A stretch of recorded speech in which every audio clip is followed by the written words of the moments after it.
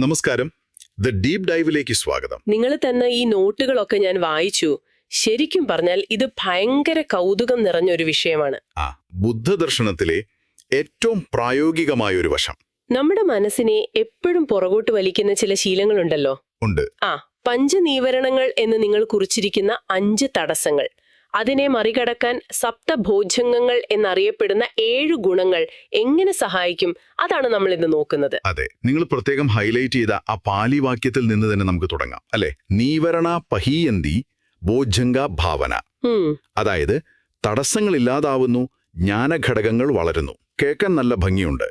പക്ഷെ നിങ്ങൾ ചോദിച്ച ആ ചോദ്യം, ഇത് ശരിക്കും ബുദ്ധൻ ഇതേപടി പറഞ്ഞതാണോ, അതോ പിന്നീട് വന്ന ഒരു സംഗ്രഹമാണോ എന്ന്? അതെ.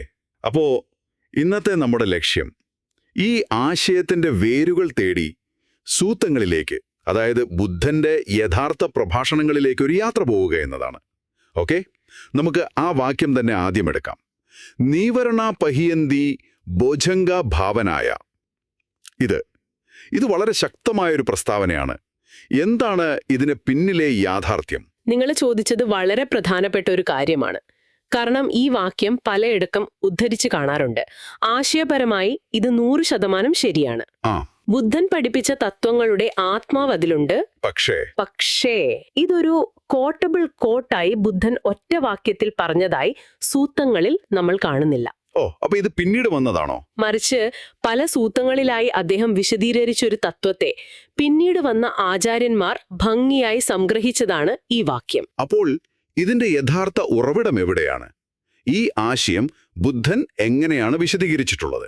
ഇതിന്റെ എല്ലാം അടിസ്ഥാനം നമുക്ക് കാണാൻ കഴിയുന്നത് സംയുക്ത നികായ. അതെ, അതിലെ 46-ാം അധ്യായമായ ബോധംഗ സംയുക്തയിലാണ്. അവിടെ ഈ വിഷയത്തെക്കുറിച്ച് മാത്രം ഏതാണ്ട് 178 ചെറിയ സൂത്തങ്ങളുണ്ട്. അതിൽ ഏറ്റവും മനോഹരമായ ഒരു വിശദീകരണം ആഹാരസൂത്രത്തിലാണ്.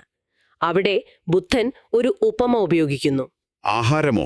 അതെ, നമ്മുടെ മനസ്സിലെ ഓരോ അവസ്ഥയ്ക്കും അതിനെ നിലനിർത്തുന്ന ഒരു ആഹാരമുണ്ടെന്നാണ് അദ്ദേഹം പറയുന്നത്. ഈ പഞ്ചനീവരണങ്ങൾക്കും, അതായത് നമ്മുടെ മാനസിക തടസ്സങ്ങൾക്കും അവയെ വളർത്തുന്ന ഒരു തരം ആഹാരമുണ്ട്. അതുപോലെ ബോധംഗങ്ങൾക്കും, അതായത് ജ്ഞാനത്തിന്റെ ഘടകങ്ങൾക്കും അവയെ പോഷിപ്പിക്കുന്ന ആഹാരമുണ്ട്. ഒരു നിമിഷം, അപ്പൊ നിങ്ങൾ പറയുന്നത് ഞാൻ എന്റെ മടിയോ ദേഷ്യമോ ഇല്ലാതാക്കാൻ ശ്രമിക്കുന്നതിന് പകരം അതിന് കൊടുക്കുന്ന ഭക്ഷണം നിർത്തിയാൽ മതിയെന്നാണോ? അതെ. അതായത് ശത്രുവിനോട് നേരിട്ട് യുദ്ധം ചെയ്യുന്നതിന് പകരം അവരുടെ റേഷൻ കട്ട് ചെയ്താൽ മതിയെന്നാണോ? ഇത് കേൾക്കാൻ വളരെ ലളിതമായി തോന്നുന്നുണ്ടല്ലോ. ഉപമ വളരെ കൃത്യമാണ്. ബുദ്ധൻ പറയുന്നത് അത് തന്നെയാണ്.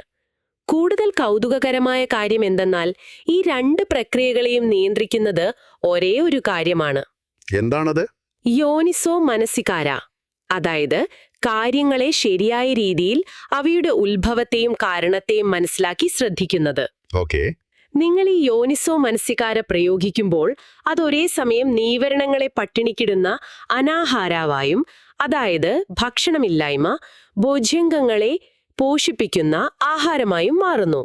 കൊള്ളാം. അപ്പോ ഇതൊരു സീറോസം ഗെയിം അല്ല. അതായത് ഒന്നിനെ ഇല്ലാതാക്കാൻ മറ്റൊന്നിനെ വളർത്തുക. ആവരണസൂത്രം എന്നൊന്ന് നിങ്ങളുടെ കുറിപ്പുകളിൽ ഞാൻ കണ്ടു. അതും ഇതേ ആശയം തന്നെയാണോ പറയുന്നത്? അതെ, ആവരണസൂത്രത്തിൽ ഇതിനെ മറ്റൊരു രീതിയിൽ പറയുന്നു. നീവരണങ്ങൾ എന്നാൽ ആവരണങ്ങൾ, അതായത് മനസ്സിനെ മൂടുന്ന മറകളാണ്. കവറിങ്സ്. അതെ, അവ നമ്മുടെ ജ്ഞാനത്തെ ദുർബലമാക്കുന്നു. എന്നാൽ ബോധംഗങ്ങൾ അനാവരണങ്ങളാണ്, അതായത് അവ മറകളില്ലാത്തതും മനസ്സിനെ തുറക്കുന്നവയുമാണ്. ഇവ രണ്ടും ഒരേ സമയം ഒരുമിച്ചു നിൽക്കില്ല.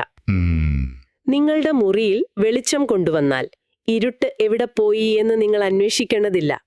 വെളിച്ചമുള്ളപ്പോൾ ഇരുട്ടില്ല, അത്രമാത്രം. ശരിയാണ്. അതുപോലെ ബോധംഗങ്ങൾ എന്ന വെളിച്ചം വരുമ്പോൾ നീവരണങ്ങൾ എന്ന ഇരുട്ട് തനിയെ അപ്രത്യക്ഷമാകും. ഈ ആശയം വളരെ വ്യക്തമായി.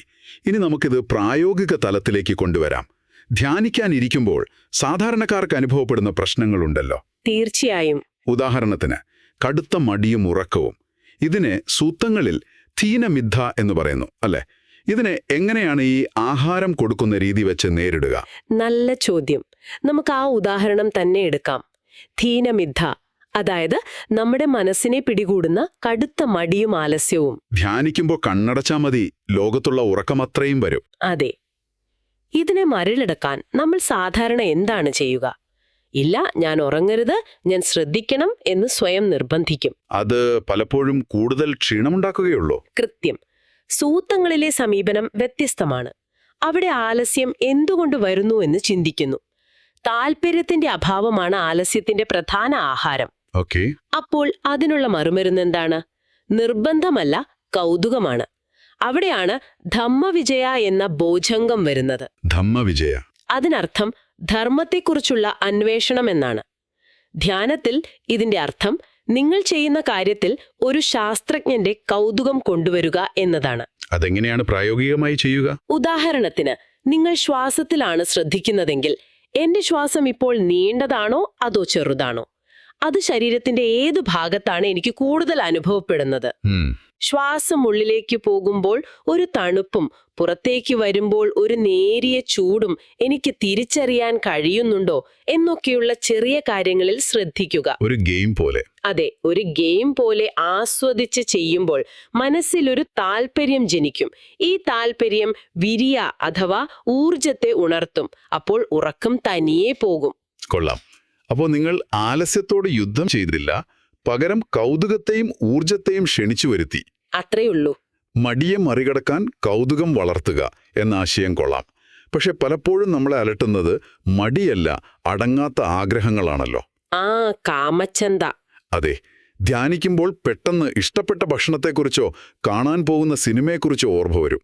അത്തരം ഇന്ദ്രിയാസക്തിയെ, അതായത് കാമച്ചന്തയെ, എങ്ങനെയാണ് ഈ രീതിയിൽ മറികടക്കാൻ സാധിക്കുക? വളരെ പ്രസക്തമായ ചോദ്യം. ഇവിടെയും അതിനെ അടക്കി വെക്കാനോ അയ്യോ ഞാനിങ്ങനെ ചിന്തിക്കാൻ പാടില്ല എന്ന് കുറ്റബോധം തോന്നാനോ അല്ല സൂത്രങ്ങൾ പറയുന്നത്. പിന്നെന്താണ്? പകരം അതിനേക്കാൾ മികച്ച ഒരു അനുഭവം മനസ്സിന് നൽകുക എന്നതാണ് വഴി. ബുദ്ധൻ ഇതിനെ നിരാമിസ പീതി എന്ന് വിളിക്കും. നിരാമിസ പീതി. അതായത് ഭൗതിക വസ്തുക്കളെ ആശ്രയിക്കാത്ത ആനന്ദം. ഭൗതികമല്ലാത്ത ആനന്ദം. അത് കേൾക്കുമ്പോൾ അല്പം സങ്കീർണമായി തോന്നുന്നു. എന്താണത്? ലളിതമായി പറയാം.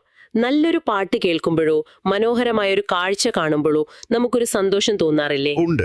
അത് ഇന്ദ്രിയങ്ങളിലൂടെ വരുന്ന സന്തോഷമാണ്. എന്നാൽ ഇവിടെ പുറത്തുനിന്നും ഒന്നും ആവശ്യമില്ലാതെ ധ്യാനത്തിലെ ശാന്തതയിൽ നിന്ന് തന്നെ ഒരുതരം സന്തോഷവും സംതൃപ്തിയും ഉള്ളിൽ നിറയുന്ന ഒരവസ്ഥയാണിത്. ഓക്കെ, ശരീരത്തിന് ഭാരം കുറഞ്ഞതുപോലെയും മനസ്സിന് ഒരുതരം തിളക്കം വന്നതുപോലെയും അനുഭവപ്പെടാം. ഈ ഉയർന്ന നിലവാരത്തിലുള്ള ആനന്ദം നിങ്ങൾ അനുഭവിക്കാൻ തുടങ്ങുമ്പോൾ ബിരിയാണിയെക്കുറിച്ചോ സിനിമയെക്കുറിച്ചോ ഉള്ള ചിന്തകൾക്ക് സ്വാഭാവികമായും ആകർഷണം കുറയും. ഒരു കുട്ടിക്ക് നല്ലൊരു കളിപ്പാട്ടം കിട്ടിയാൽ പഴയ പൊട്ടിയ കളിപ്പാട്ടത്തെ അത് ഉപേക്ഷിക്കുന്നത് പോലെയാണിത്. അതെ, അത് തന്നെ. ഓക്കെ, അപ്പോൾ ഉയർന്നൊരു സന്തോഷം താഴ്ന്നതിനെ ഇല്ലാതാക്കുന്നു. ഇനി സംശയത്തിന്റെ കാര്യം. വിജിഗിൽസ. പരിശീലനത്തിന്റെ വഴിയിൽ പലർക്കും സംശയങ്ങൾ വരാറല്ലോ. തീർച്ചയായും. ഞാൻ ചെയ്യുന്നത് ശരിയാണോ? ഇതിനൊക്കെ ഫലമുണ്ടോ? ഇതിനെ എങ്ങനെയാണ് നേരിടുക? വിശ്വാസം കൊണ്ടാണോ? അല്ല. ഇവിടെയാണ് ബുദ്ധദർശനം മറ്റു പല ആത്മീയ പാതകളിൽ നിന്നും വ്യത്യസ്തമാകുന്നത്. അതെങ്ങനെയാണ്? പലയിടത്തും അചഞ്ചലമായ വിശ്വാസം ഒരു പ്രധാന ഘടകമായി പറയുമ്പോൾ ബുദ്ധൻ പറയുന്നത് സംശയത്തിനുള്ള മരുന്ന് വിശ്വാസമല്ല, നേരിട്ടുള്ള അറിവാണെന്നാണ്. നേരിട്ടുള്ള അറിവ്. അതെ. ഇവിടെയും ധമ്മവിജയ പ്രധാനമാണ്. കാര്യകാരണങ്ങൾ സ്വയം അന്വേഷിച്ച് മനസ്സിലാക്കുക.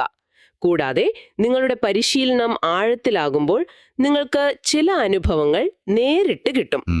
മനസ്സ് ശാന്തമാകുന്നതും ഏകാഗ്രമാകുന്നതും, അതായത് സമാധി, നിങ്ങൾ സ്വയം അറിയും. ആ നേരിട്ടുള്ള അനുഭവം 1000 പുസ്തകങ്ങൾ വായിക്കുന്നതിനേക്കാൾ വലിയ തെളിവാണ്. അത് ശരിയാണ്. അത് നിങ്ങളുടെ എല്ലാ സംശയങ്ങളെയും ഇല്ലാതാക്കും.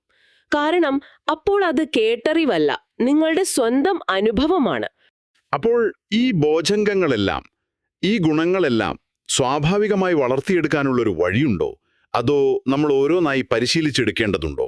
അതിനുള്ള ഏറ്റവും മികച്ച വഴികാട്ടിയാണ് ആനാപാനസതി സൂത്രം.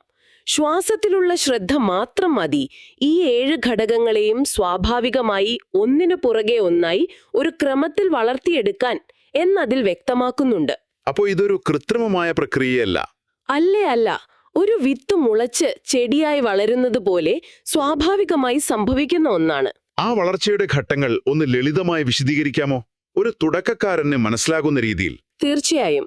ഒന്നാമതായി, നിങ്ങൾ ശ്വാസത്തിൽ ശ്രദ്ധ കേന്ദ്രീകരിക്കാൻ തുടങ്ങുമ്പോൾ സതി എന്ന ബോധംഗം ഉണരുന്നു. സതി, അതായത് ഓർമ്മ അല്ലെങ്കിൽ ശ്രദ്ധ. അതെ. മനസ്സു ഭൂതകാലത്തെക്കുറിച്ചോ ഭാവിയെക്കുറിച്ചോ ചിന്തിക്കാതെ വർത്തമാന നിമിഷത്തിൽ, അതായത് ശ്വാസത്തിൽ ഉറച്ചു നിൽക്കുന്നു. ഇത് അങ്ങോട്ടും ഇങ്ങോട്ടും ഓടുന്ന അസ്വസ്ഥതയെയും ഭാവിയെക്കുറിച്ചുള്ള സംശയത്തെയും ദുർബലമാക്കുന്നു. ശരി. രണ്ടാമതായി, ഈ ശ്രദ്ധ തുടരുമ്പോൾ നമ്മൾ നേരത്തെ പറഞ്ഞ ധമ്മവിജയ അഥവാ അന്വേഷണാത്മകമായ കൗതുകമുണരുന്നു. ശ്വാസത്തിന്റെ സ്വഭാവം അറിയാനുള്ള കൗതുകം. അതെ, ഈ കൗതുകം മടിയെയും ആലസ്യത്തെയും ഇല്ലാതാക്കുന്നു. മൂന്നാമതായി, ഈ കൗതുകം വിരിയ അഥവാ ഊർജമായി മാറുന്നു. പരിശീലനം തുടരാനുള്ള ഒരു സ്വാഭാവികമായ താൽപര്യം, ഒരു ഡ്രൈവ്. നാലാമത്തെ ഘട്ടമാണ് പ്രധാന വഴിതിരിവ്.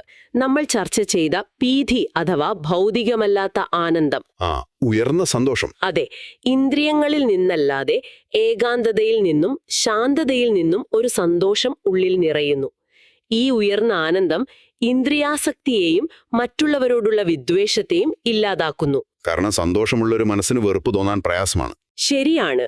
അഞ്ചാമതായി, ഈ പീതി പതിയെ പസത്തി എന്ന ആഴത്തിലുള്ള ശാരീരികവും മാനസികവുമായ ശാന്തതയിലേക്ക് മാറുന്നു. ഇത് അസ്വസ്ഥതയെ പൂർണ്ണമായും ഇല്ലാതാക്കുന്നു. ഒരു നിമിഷം, അപ്പോൾ ഏകാഗ്രത, അതായത് സമാധി, ഇതിന് ശേഷമാണോ വരുന്നത്? സാധാരണ ധ്യാനത്തെക്കുറിച്ച് പറയുമ്പോൾ ഏകാഗ്രത ആദ്യം നേടേണ്ട ഒന്നായിട്ടാണല്ലോ പറയാറ്. അതെ, ഇവിടെയാണ് സൂത്രങ്ങളിലെ രീതിയുടെ ഭംഗി. ശാന്തമായ മനസ്സ് ആറാമതായി ഒരു പ്രയത്നവുമില്ലാതെ സ്വാഭാവികമായി സമാധി അഥവാ ഏകാഗ്രത കൈവരിക്കുന്നു. നിങ്ങൾ അതിനായി നിർബന്ധിക്കേണ്ടതില്ല. സന്തോഷവും ശാന്തതയുമുള്ള മനസ്സ് സ്വാഭാവികമായും ഒരിടത്ത് നിൽക്കും. ഈ അവസ്ഥയിൽ 5 തടസ്സങ്ങളും പൂർണ്ണമായും അപ്രത്യക്ഷമായിരിക്കും. എന്നിട്ടോ? ഏഴാമത്തേതും അവസാനത്തേതുമായ ഘട്ടം ഉപേക്ഷ അഥവാ സമചിത്തതയാണ്. ഏകാഗ്രമായ മനസ്സ് ഒന്നിനോടും പ്രത്യേക ഇഷ്ടമോ അനിഷ്ടമോ ഇല്ലാതെ തികഞ്ഞ സമചിത്തത കൈവരിക്കുന്നു.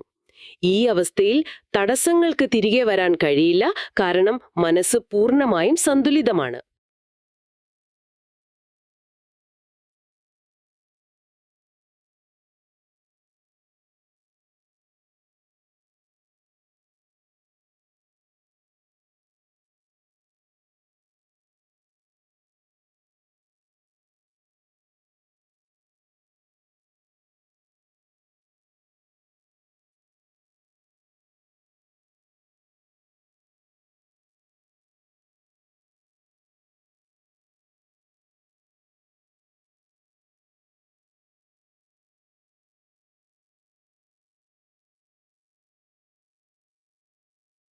ഇത് കേൾക്കുമ്പോൾ എനിക്ക് മനസ്സിലാവുന്ന പ്രധാന കാര്യം ഇതാണ്. ബോധംഗങ്ങൾ എന്നത് നമ്മുടെ ടൂൾ ബോക്സിൽ ഇരിക്കുന്ന ഓരോ പ്രശ്നത്തിനും എടുത്തു പ്രയോഗിക്കാനുള്ള ഓരോ ഉപകരണങ്ങളല്ല.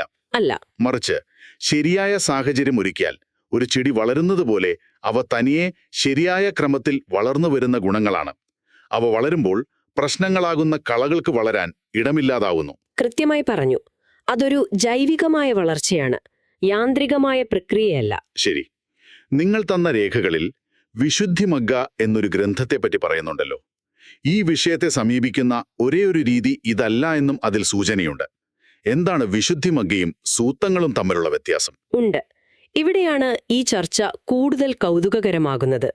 സൂത്രങ്ങളിൽ കാണുന്ന ഈ സ്വാഭാവികമായ ജൈവികമായ വളർച്ചയുടെ സമീപനത്തിൽ നിന്ന് അല്പം വ്യത്യസ്തമായ ഒരു രീതി പിൽക്കാലത്ത്, അതായത് 5-ാം നൂറ്റാണ്ടിൽ ബുദ്ധഘോഷൻ എഴുതിയ വിശുദ്ധിമഗ്ഗ എന്ന പ്രശസ്തമായ വ്യാഖ്യാന ഗ്രന്ഥത്തിൽ കാണാം. പക്ഷേ നിങ്ങൾ ഈ പറയുന്ന വിശുദ്ധിമഗ്ഗയിലെ രീതി കേൾക്കാൻ കൂടുതൽ എളുപ്പമുള്ളതായി തോന്നുന്നുണ്ടല്ലോ. ദേഷ്യം വരുമ്പോൾ സ്നേഹം പരിശീലിക്കുക, അതായത് മെത്താഭാവന എന്നത് വളരെ നേരിട്ടുള്ളൊരു സമീപനമല്ലേ? ആണ്. സൂത്രങ്ങളിലെ രീതി കുറച്ചുകൂടി സങ്കീർണവും പരോക്ഷവുമാണോ? നിങ്ങൾ പറഞ്ഞതിൽ കാര്യമുണ്ട്. വിശുദ്ധിമഗ്ഗയുടെ സമീപനം ഒരു പ്രതിവിധി നിർദ്ദേശിക്കുന്ന രീതിയാണ്. ഒരു ആന്റിഡോട്ട് പോലെ. അതെ. വിദ്വേഷം എന്ന തടസ്സത്തിന് പ്രതിവിധിയായി മെത്താഭാവന പരിശീലിക്കാൻ നിർദ്ദേശിക്കുന്നു. ഇന്ദ്രിയാസക്തിക്ക് ശരീരത്തിന്റെ അശുഭകരമായ വശങ്ങളെക്കുറിച്ച് ധ്യാനിക്കാൻ പറയുന്നു. അശുഭഭാവന. അതെ. ഇത് തീർച്ചയായും ഫലപ്രദമായ രീതികളാണ്. പലർക്കും ഇത് എളുപ്പമായി തോന്നാം. അത് തെറ്റാണെന്നല്ല, പക്ഷേ അതിന്റെ അടിസ്ഥാന തത്വത്തിൽ വ്യത്യാസമുണ്ട്. എന്താണ് വ്യത്യാസം? സൂത്രങ്ങളിലെ രീതി കാരണത്തെ ഇല്ലാതാക്കാനാണ് ശ്രമിക്കുന്നത്. അതായത് ഉയർന്ന ഒരു ആനന്ദം വളർത്തി താഴ്ന്ന ആസക്തിയെ അപ്രസക്തമാക്കുക. വിശുദ്ധിമഗ്ഗയുടെ രീതി ഒരു ലക്ഷണത്തെ ചികിത്സിക്കുന്നത് പോലെയാണ്. ഇതിൽ നിന്ന് ഞാൻ മനസ്സിലാക്കുന്നത് സൂത്തങ്ങളിലെ രീതി ഒരു ജീവിതശൈലീ രോഗത്തിന് അതിന്റെ മൂലകാരണം കണ്ടെത്തി പരിഹരിക്കുന്നത് പോലെയും വിശുദ്ധിമഗ്ഗയിലെ രീതി തലവേദന വരുമ്പോ ഒരു ഗുളിക കഴിക്കുന്നത് പോലെയുമാണ്. അതൊരു നല്ല താരതമ്യമാണ്. ഗുളിക പെട്ടെന്ന് ആശ്വാസം തരും, പക്ഷെ മൂലകാരണം അവിടെ തന്നെ ഉണ്ടാവാം. ഈ താരതമ്യം ശരിയാണോ? ശരിയാണ്. മറ്റൊരു പ്രധാന വ്യത്യാസം നമ്മൾ നേരത്തെ സംസാരിച്ച സമാധിയുടെ സ്ഥാനത്തെക്കുറിച്ചാണ്. അത് ശരിയാണല്ലോ. ആനാപാനസതി സൂത്രത്തിൽ നമ്മൾ കണ്ടത് ആനന്ദത്തിനും ശാന്തതയ്ക്കും ശേഷമാണ് സമാധി ഒരു ഫലമായി ഉണ്ടാകുന്നത് എന്നാണ്. എന്നാൽ വിശുദ്ധിമഗ്ഗയുടെ വ്യാഖ്യാന പാരമ്പര്യത്തിൽ പലപ്പോഴും ഏകാഗ്രത പരിശീലനത്തിന്റെ തുടക്കത്തിൽ തന്നെ ശക്തമായി പരിശീലിച്ച് നേടേണ്ട ഒന്നായി ഒരു കാരണമായി പറയുന്നു. ഇത് കാരണത്തെയും ഫലത്തെയും ക്രമം മാറ്റുന്നത് പോലെയാണ്. സൂത്രങ്ങളിലെ രീതി അനുസരിച്ച് മനസ്സ് സന്തോഷവും ശാന്തവുമാകുമ്പോൾ ഏകാഗ്രത ഒരു പ്രയത്നവുമില്ലാതെ വന്നു ചേരും. അപ്പോൾ ശ്രോതാവിനുള്ള വ്യക്തതയ്ക്കായി പറയട്ടെ, ഇവിടെ ഒന്ന് നല്ലതെന്നും മറ്റൊന്ന് മോശമെന്നും നമ്മൾ വിധിയെഴുതുകയല്ല. അല്ല. നിങ്ങൾ നൽകിയ രേഖകളിലുള്ള രണ്ട് വ്യത്യസ്ത സമീപനങ്ങളെ മനസ്സിലാക്കുകയാണ്. സൂത്രങ്ങളിൽ കാണുന്ന രീതി കാരണങ്ങളും ഫലങ്ങളും അനുസരിച്ച് സ്വാഭാവികമായി വളരുന്ന ഒന്നാണ്. പിൽക്കാല വ്യാഖ്യാനങ്ങൾ അതിനെ കുറച്ചുകൂടി ചിട്ടപ്പെടുത്തിയ ഓരോ പ്രശ്നത്തിനും ഓരോ പ്രതിവിധി എന്ന രീതിയിലേക്ക് മാറ്റിയിട്ടുണ്ട്. രണ്ടിനും അതിൻ്റെതായ പ്രസക്തി ഉണ്ടാവാം. ഇന്നത്തെ ഈ ആഴത്തിലുള്ള ചർച്ചയിലെ പ്രധാന ആശയങ്ങൾ നമുക്കൊന്ന് ഓർത്തെടുക്കാം. ഒന്നാമതായി, മനസ്സിലെ തടസ്സങ്ങളോട് ഗുസ്തി പിടിക്കുന്നതിന് പകരം ജ്ഞാനത്തിന്റെ ഘടകങ്ങളെ, അതായത് ബോധംഗങ്ങളെ ഒരു തോട്ടക്കാരൻ ചെടികളെ പരിപാലിക്കുന്നത് പോലെ ക്ഷമയോടെ പോഷിപ്പിക്കുക എന്നതാണ് കൂടുതൽ ഫലപ്രദം. അതെ, പോഷകാഹാരം ലഭിക്കുമ്പോൾ ആരോഗ്യം മെച്ചപ്പെടുന്നത് പോലെ. ശരിയാണ്. രണ്ടാമതായി, ഇതൊരു ചെക്ക്ലിസ്റ്റ് ടിക്ക് ചെയ്യുന്നത് പോലെയുള്ള യാന്ത്രിക പ്രക്രിയയല്ല, മറിച്ച് സ്വാഭാവികമായി സംഭവിക്കുന്ന ഒരു വളർച്ചയാണ്. ആനാപാനസതി പോലുള്ള പരിശീലനങ്ങൾ ഈ വളർച്ചയ്ക്ക് എങ്ങനെ വെള്ളവും വളവും നൽകാമെന്ന് കാണിച്ചു തരുന്നു. ശരിയാണ്. മൂന്നാമതായി, ഒരുപക്ഷെ ഏറ്റവും പ്രധാനപ്പെട്ട പാഠം ഇതാണ്. ധ്യാനത്തിലുണ്ടാകുന്ന പ്രശ്നങ്ങളെ, അത് മടിയോ അസ്വസ്ഥതയോ എന്തുമാവട്ടെ, വ്യക്തിപരമായ പരാജയങ്ങളായി കാണേണ്ടതില്ല. വളരെ പ്രധാനപ്പെട്ട ഒരു കാര്യമാണത്. അതിനെ ബോധംഗങ്ങളുടെ ഒരു അസന്തുലിതാവസ്ഥയായി കാണാം. ഉദാഹരണത്തിന്, ഉറക്കം വരുന്നുണ്ടെങ്കിൽ അത് എന്റെ കഴിവുകേടാണ് എന്ന് ചിന്തിക്കുന്നതിന് പകരം, എന്റെ മനസ്സിലിപ്പോൾ കൗതുകവും ഊർജവും കുറവാണ്, അതെങ്ങനെ വളർത്താം എന്ന് ചിന്തിക്കുന്നത് എത്രയോ പ്രായോഗികമാണ്. നിങ്ങൾ പറഞ്ഞത് വളരെ ശരിയാണ്. ആ അവസാനത്തെ ആശയം പരിശീലകർക്ക് വലിയൊരു ആശ്വാസം നൽകുന്നതാണ്. ഇനി ശ്രോതാവിന് സ്വന്തമായി ചിന്തിക്കാനായി ഒരു ചോദ്യം കൂടി നൽകി നമുക്ക് അവസാനിപ്പിക്കാം. തീർച്ചയായും. ഉള്ള ശാന്തതയ്ക്കും ഏകാഗ്രതയ്ക്കും മുമ്പായി പീതി അഥവാ ഒരുതരം ഭൗതികമല്ലാത്ത ആനന്ദം എന്ന ഘടകം അത്യാവശ്യമാണെന്ന്. ഇതൊരു ഊർജം നൽകുന്ന, മനസ്സിനെ ഉന്മേഷഭരിതമാക്കുന്ന ഒരുതരം സന്തോഷമാണ്. എന്നാൽ ഇന്ന് പ്രചാരത്തിലുള്ള പല മൈൻഡ്ഫുൾനെസ് പരിശീലനങ്ങളിലും ശാന്തത, സ്വീകാര്യത, സമചിത്തത എന്നിവയ്ക്കാണ് കൂടുതൽ ഊന്നൽ. ശരിയാണ്. ആനന്ദത്തെക്കുറിച്ച് അധികം സംസാരിക്കാറില്ല. അതെ, ഈ ആനന്ദത്തിന്റെ ഘടകത്തെ പലപ്പോഴും അവഗണിക്കാറുണ്ട്. എന്റെ ചോദ്യം ഇതാണ്: നിങ്ങളുടെ പരിശീലനത്തിൽ മനസ്സിനെ ശാന്തമാക്കാൻ മാത്രം ശ്രമിക്കുന്നതിന് പകരം അതിൽ സ്വാഭാവികമായി ഒരുതരം ഉന്മേഷദായകമായ സന്തോഷമുണ്ടാകാനുള്ള സാഹചര്യങ്ങളെ നിങ്ങൾ ബോധപൂർവം ശ്രദ്ധിച്ചാൽ നിങ്ങളുടെ ധ്യാനാനുഭവത്തിൽ എന്തു മാറ്റമായിരിക്കും സംഭവിക്കുക?